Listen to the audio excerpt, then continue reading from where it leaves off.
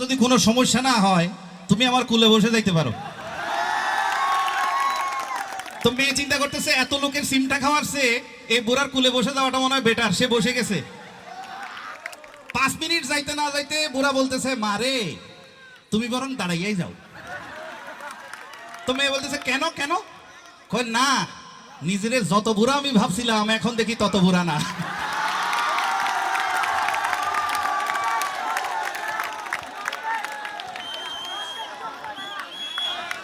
আচ্ছা, আমরা কথায় কথায় কিছু মুদ্রা দোষ ইউজ করি।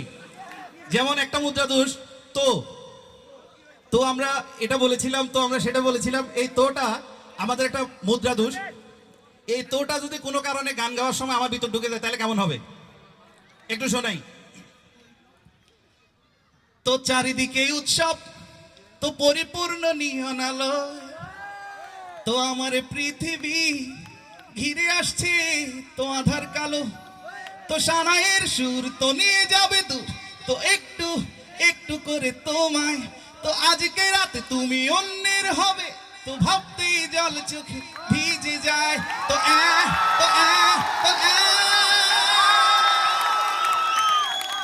এত কষ্ট কেন? Thank you. আচ্ছা, এবার একটা খুব মজার একটা ঘটনা বলবো। তার আগে সবার মনে আছে কিনা একটু দেখি। আমরা ছোটবেলার একটা ছড়া শুনেছিলাম, ওই দেখা যায় তাল গাছ।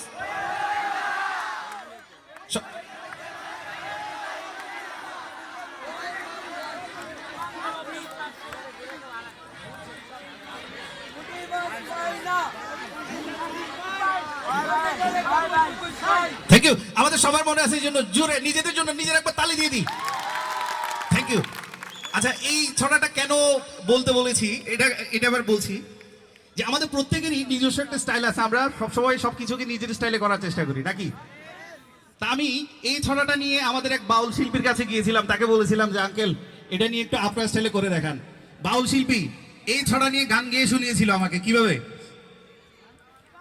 ওই দেখা যাহে তাহালো রে গাছ,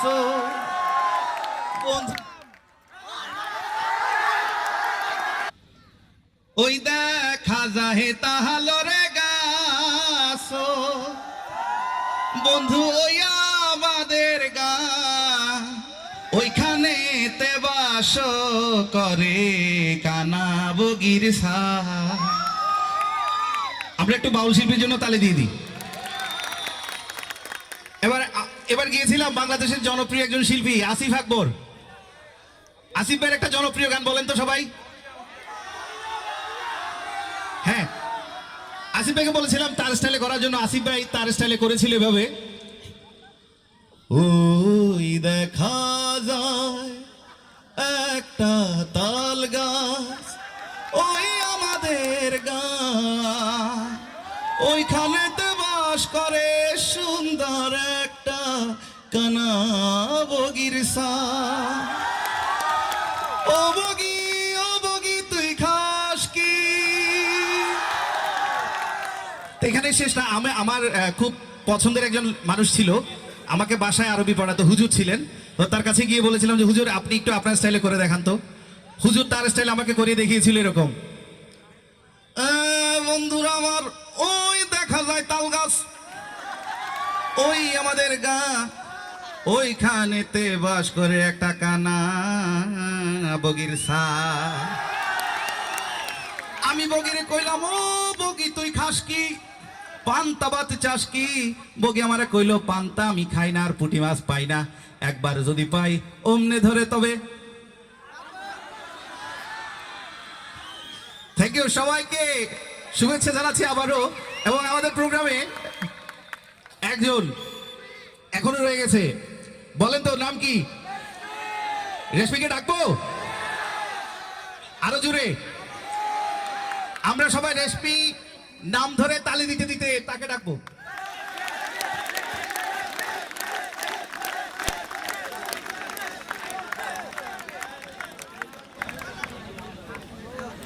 মঞ্চে আমন্ত্রণ জানাচ্ছি রেশমিকে এবং সাথে আমাদের মিউজিশিয়ান ভাইদের। সবার জন্য জোরে একটা তালি দিয়ে দিই আমরা সবাই। Thank you.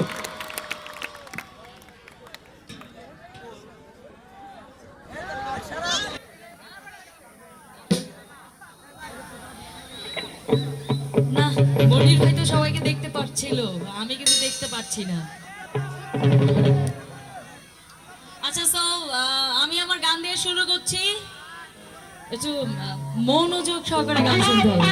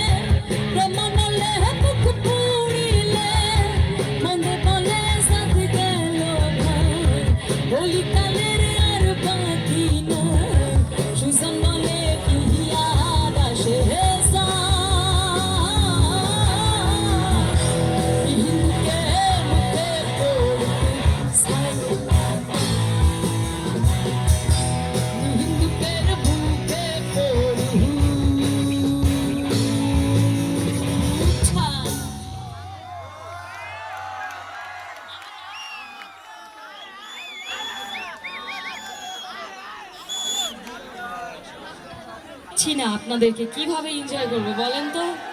শুধু কয়েকটা লাইট জ্বললে কি এনজয় করা যায়? দেখতে হবে, সামনাসামনি দেখতে হবে কে কি করছে। হ্যাঁ,